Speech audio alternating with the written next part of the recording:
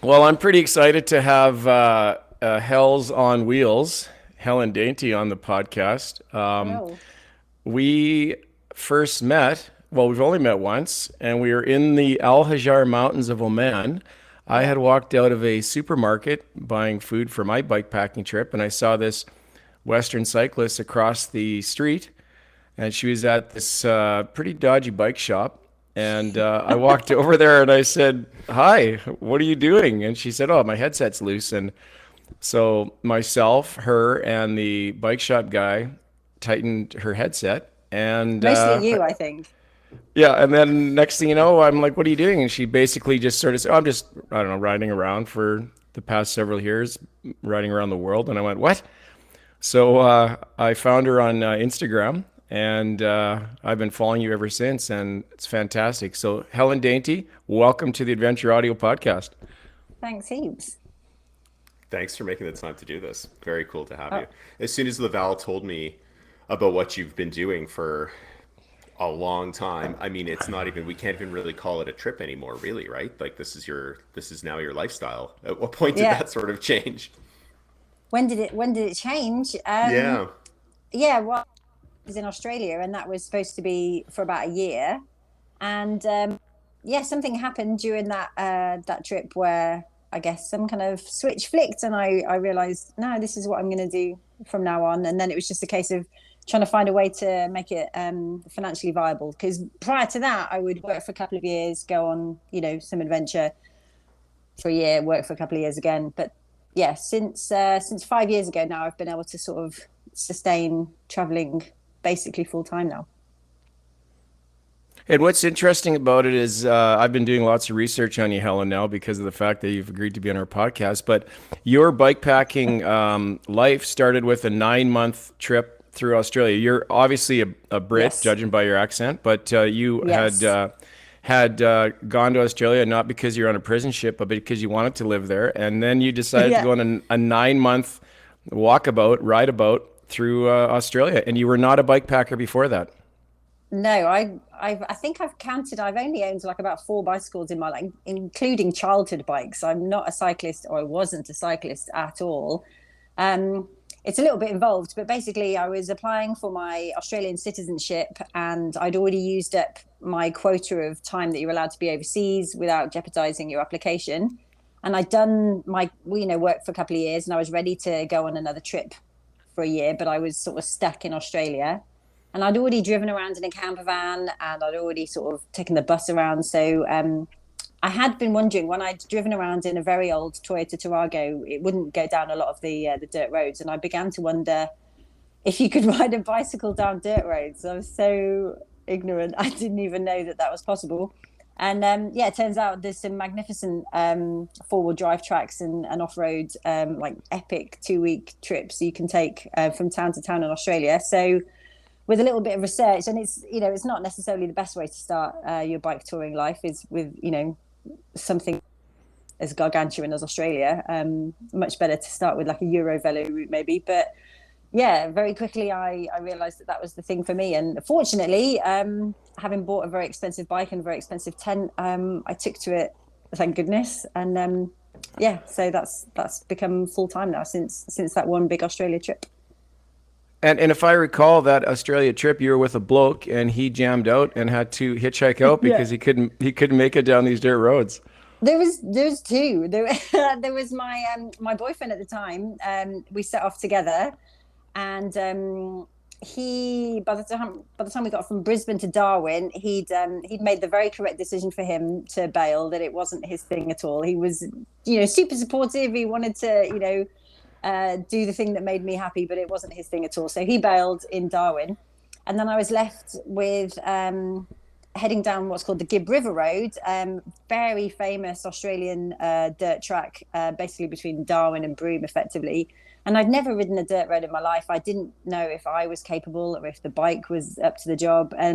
But yeah, I found a guy on like a Facebook forum. He was heading the same way, or rather, he was going to take the dirt roads. But he said, "Oh, okay, if you're going to take the off road, then I'll come with you." And yeah, he made it 2 or 3 days in and bailed. He hitchhiked out because yeah, it was tough going.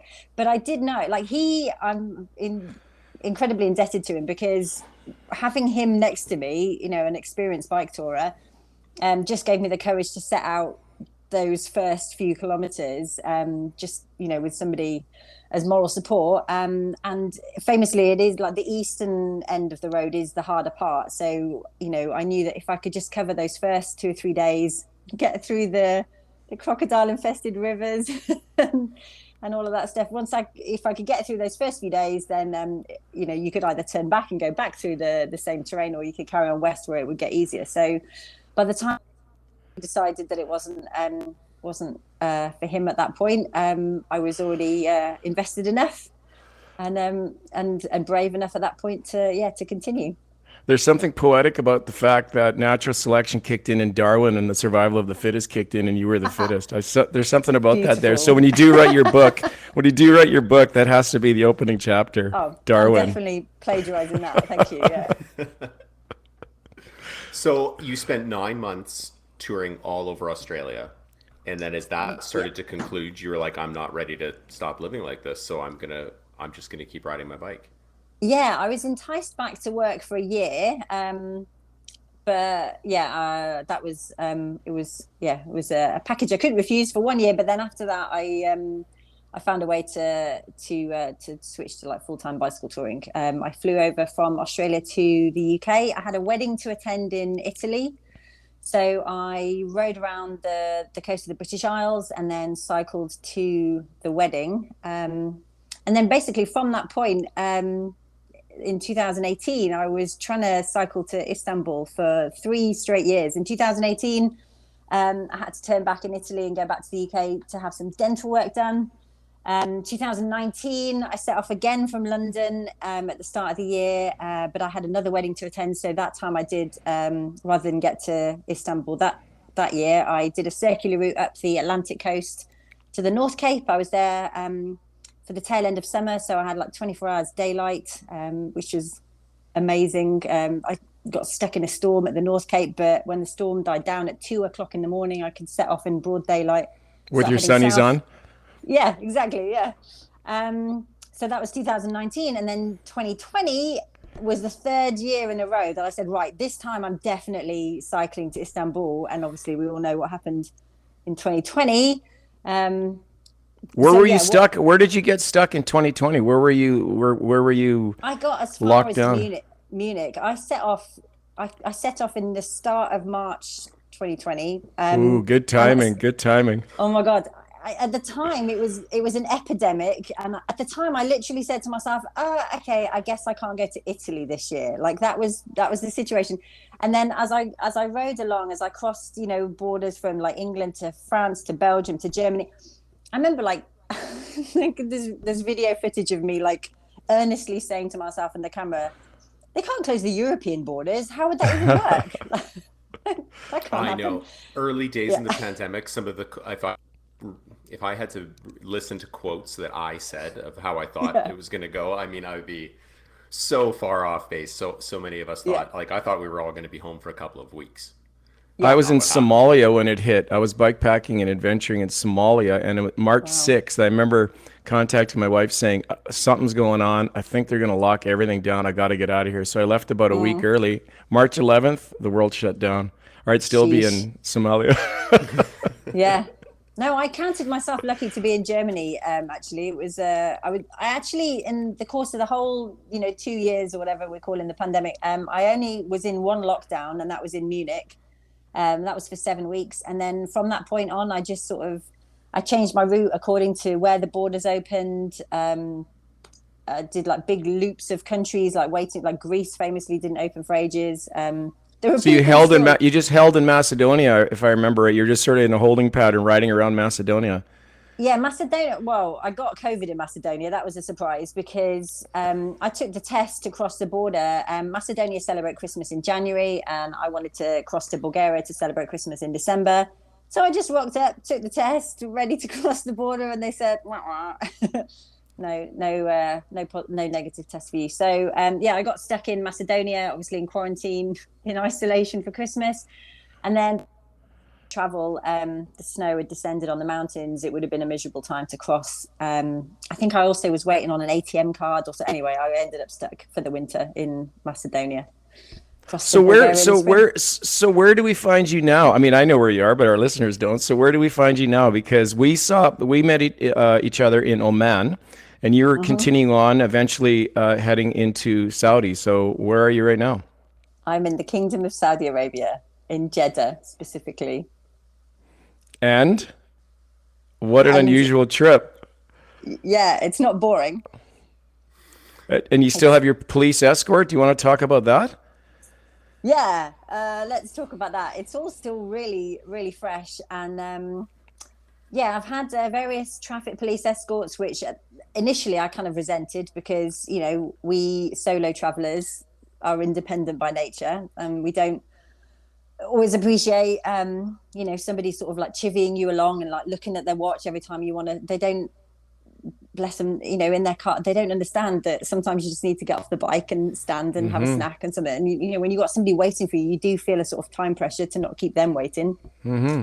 So initially I quite resented the traffic cops, but then I started being followed by these unmarked cars, which all signs point to it being something to do with the Ministry of the Interior, who I believe just have my best interests at heart. But the way they went about following me without any sort of notification or consent on my part was deeply terrifying.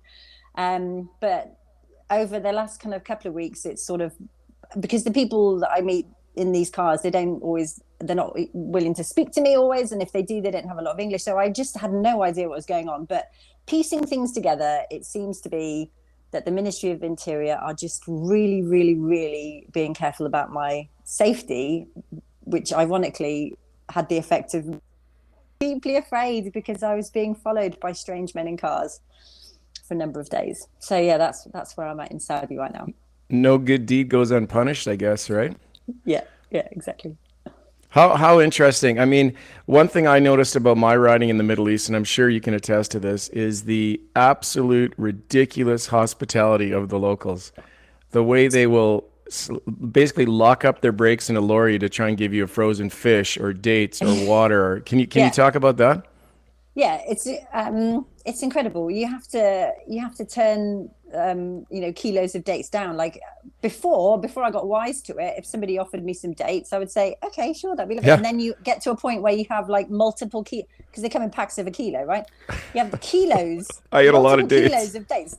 Yeah. So and I came on an unfinished road between the part of Saudi between Qatar and Bahrain. There's a road that's like 95% finished, but it was a bit of a shortcut. So I took that, and it was a kind of a last minute decision. And I sort of thought, I haven't really got enough food with me, or I've got like 1 day of food, but I was looking at 3 days riding. I've got some water, but I could see that there were a few cars on this road, even though it wasn't complete. But I had enough experience in Saudi Arabia by this stage already to know that if there were people on the roads, then I absolutely wasn't going to go hungry. And in actual fact, each night I finished the day with more water than I'd begun the day with. Like Isn't that the truth? Yeah. I was accumulating food stocks as I went. Just everyone just wants to do a Snapchat with you, take photos, give you food, water, invite you to their home. It's Saudi and Iran are the two most welcoming countries in that respect, hands down. Yeah. And I've ski mountaineered in Iran, and that's what I noticed. Shepherds in the middle of nowhere in the mountains of Iran would basically drag you into their yurt to feed you tea. And if you can get around their ferocious dogs that protect their flocks from the wolves, then you're okay. But yeah, fantastic. So speaking of water and food, and then Pete's going to get in here, but I find this so fascinating. The most water I've had to carry on a bike is about 13 liters. And that was on an Arctic bike ride here in Northern Canada, where there was a stretch where there was just no water, which sounds unusual in the Arctic. But you've biked in obviously in the deserts of the Middle East. You've biked in obviously Australia, which is dry. What's the most weight you've had to carry on this beast of a bike of yours? 27 kilos of water. 27 kilos of water, which is 65 pounds. about that? Yeah, I don't know. 27 It's liters. I don't it's know 20. imperial. It's 27 liters, 27 kilos. Yeah. So for That was Americans in. watching, Yeah. wow. Yeah, I don't know the imperial. It's enough. It's more than enough. This was in Australia again on one of these dirt tracks. It's called the Tanami. It goes from if Australia was like a clock, it goes from Broome in like sort of 10 o'clock down to Alice Springs in the centre. It's 1,300 kilometres, but there is a stretch where you have to do. It's 238 kilometers between water sources, and it's a dirt road. So for me, I do about 80 kilometers a day on, sand corrugations. And they reckon 9 liters a day in Australia at that time of year. So 3 days, 9 liters, 27 liters. And I checked in advance. Obviously, you have to, some of these water holes are dry. You have to, do your due diligence and make sure that there's going to be water when you get there. But still, I was down to my last liter, I think, by the time I got to this sort of big, water tank. And, you sort of peek over the top and like the elation when you find that there is indeed water in it. And so amazing how critical water is when you're in these places. oh, so much. Yeah. Yeah. It's a great relief that moment to see water in there for sure. So, can we go back just a little bit as you embarked on this lifestyle? I'm really Too much curious to stuff know to talk about. how you, yeah, so much stuff. Oh my God, I hope you have 3 hours. How did you build your setup? And did you have like a home in the UK that you completely deconstructed? And did you like get rid of possessions and stuff, or did you store some things and think I'll get back to that one day? And then your bike setup and your equipment that you take with you, is that constantly evolving, or have you kind of narrowed it down to what you need and it's good for all climates and all countries and situations? So I've been traveling one way or another for approaching 20 years now. So each time I go away, I sort my things into piles of like store that, chuck that, take that. So each time I've gone away, this collection of things has got smaller and smaller. Excuse me. So I've whittled it down to the point that now all of my possessions are either with me on the bicycle, or I have one backpack of lifetime souvenirs which sits in my parents' house. So that's everything that I have. My job in Australia was in travel, so I never had a full-time base, which is also how I was able to sort of save the money to start living full-time on the bicycle, because I flew in, flew out. The job came with accommodation, so I was free of any of those type of bills.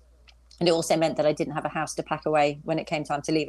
I'm naturally always in a sort of state of packed, if you like. So that was quite simple.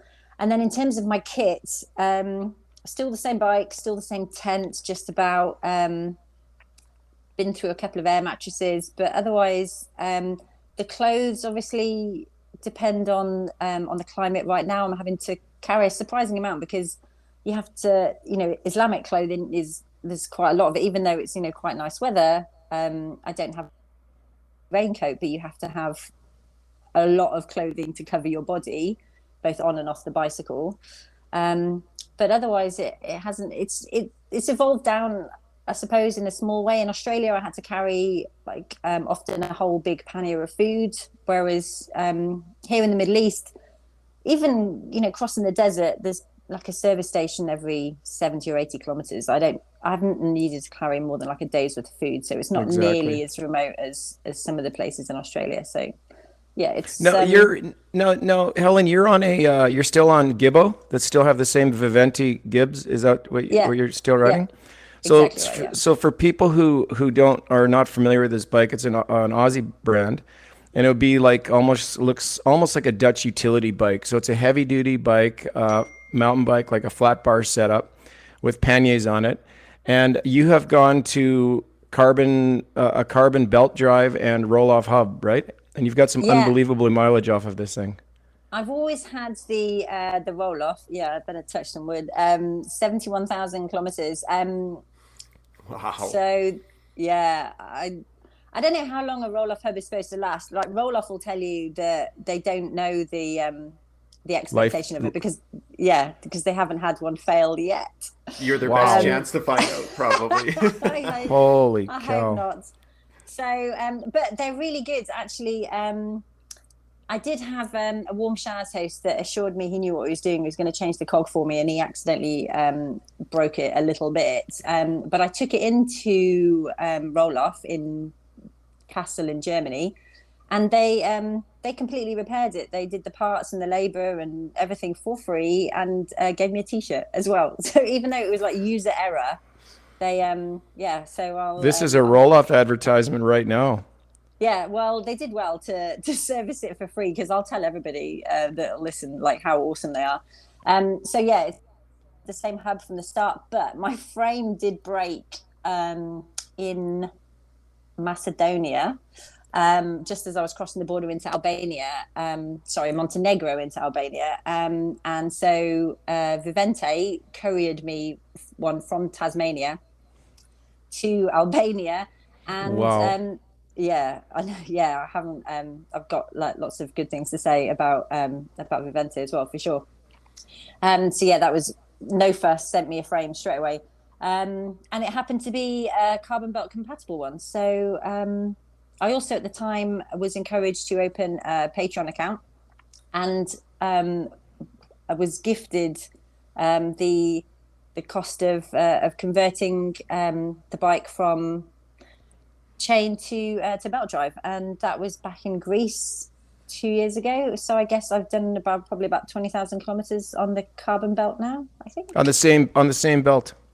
Yeah, I should probably Wow. start looking at how long. Yeah, I think a belt's supposed to last 20 or 30,000. I have a list somewhere of how old all the bike parts are, but What yeah, about it's your still going saddle? strong. I heard last time I heard your saddle had 50,000 K on it. So what's it at now? No, it's the same saddle. It's 71,000, and it is a point. Holy shit. It is a point of people have offered me a new saddle. People have said I'll pay for it, but actually it looks really worn, and I think it's been clawed at by a dog or a crow or something. It's a patina. It looks perfect now. It's got a real life to it now. I'm quite attached to it, figuratively. So I'm just very afraid. I think I'm afraid, of change now. Don't jinx it. Leave it on. Yeah, yeah, that's how I Ride it till it feel. falls off or it grows into your butt. Yeah, exactly. Yeah. What was the frame that broke? Is it a steel bike? Deal. Yes. It is. Yeah. So I guess that, yeah, it must have been steel, right? Yeah, I took it to a car repair place. They for me, and then while I was waiting for it to arrive, it only took like about a week or something from Tassie, but I did like a little trip around North Albania. I can't remember the name of the route, but there's this mad climb up and down like this just horrendously steep dirt road that even as I was doing this loop, and even as I was descending this dirt road, I was saying to myself, oh, thank goodness I don't have to come back over this way.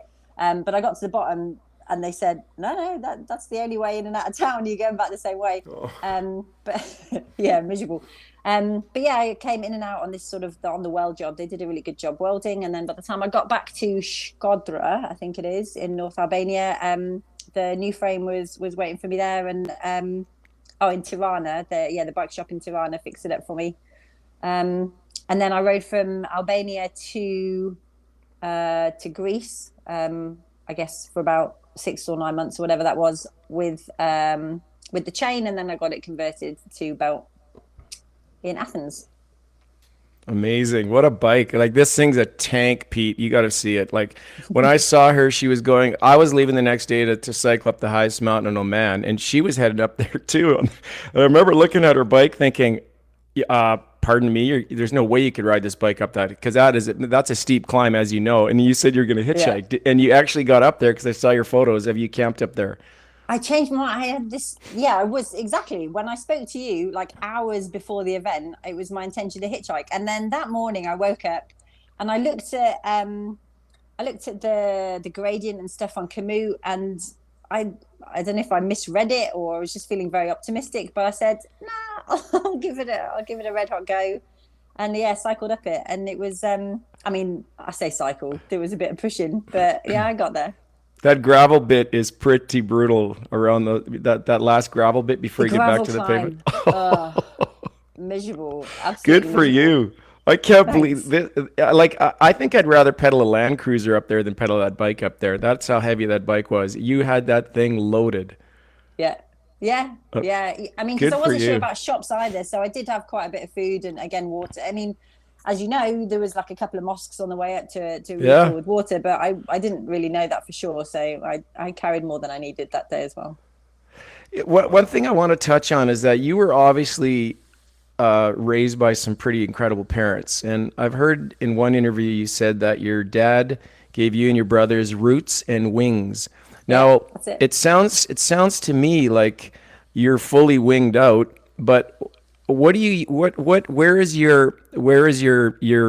your roots? Are they in are you from Yorkshire? Where are you from in the UK exactly? I was born in the Lake District, but Okay. and I used to answer the question where are you from with that, but then when I did the loop around the British Isles and I revisited where I spent the first 6 years of my life, I realised that I just felt really fraudulent saying that I'm from the Lake District because I have no recollection of the place at all, and yeah, I lived in Yorkshire very briefly, but I had my teenage years in the West Midlands, which is where my parents still live, so that is probably the closest thing to answering where I am from. That's where my accent is. That's where my parents still have a house. That's where my bag of possessions is. So that So is the those closest I that's where have your to a root base that's where your roots are.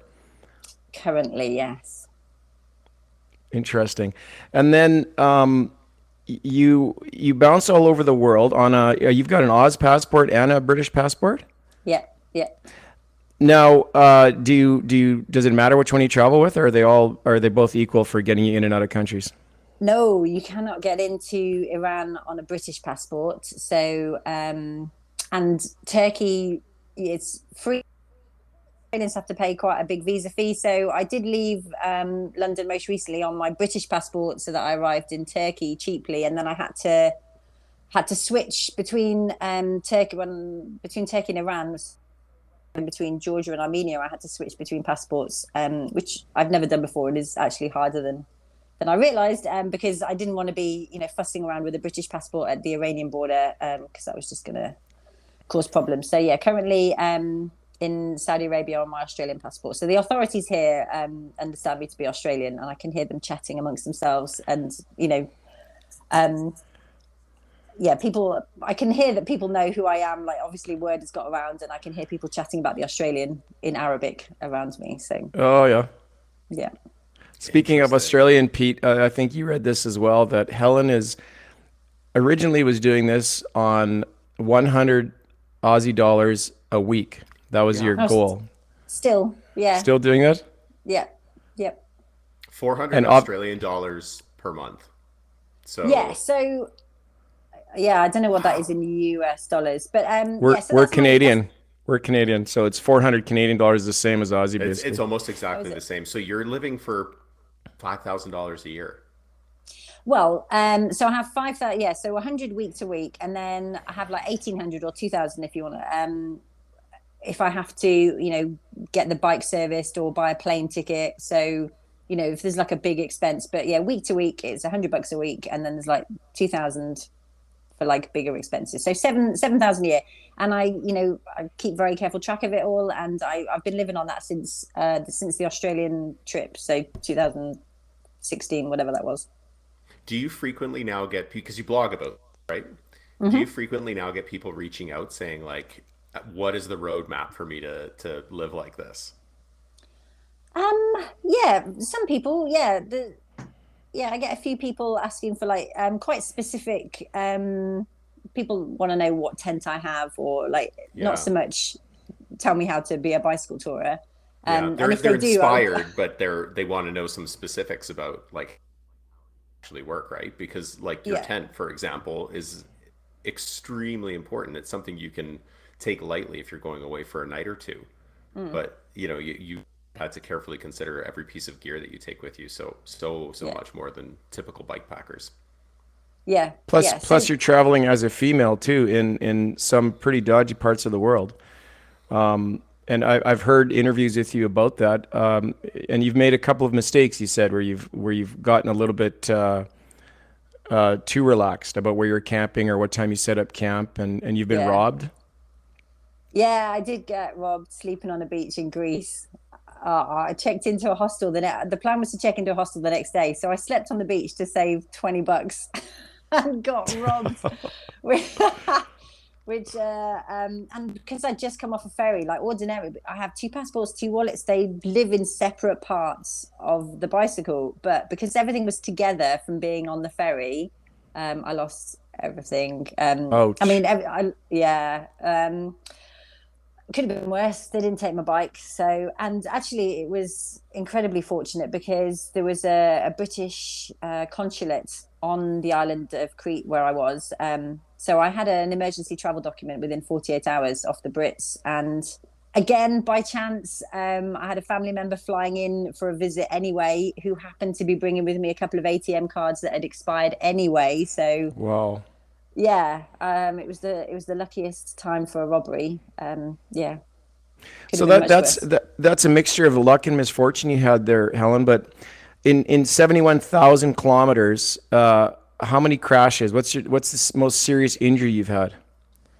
Oh no, I've touched some more wood.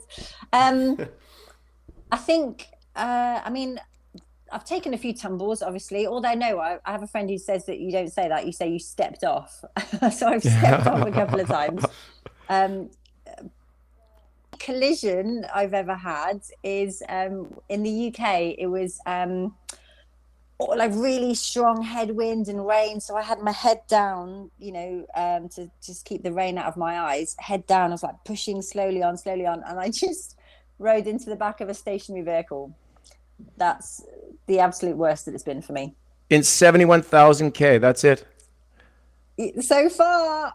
Well, let's hope that I don't jinx you now, but that's amazing. Good for Yeah. you. And what about Yeah. illness? You've obviously had some dodgy water and some gastrointestinal issues, I'd imagine, with all this traveling.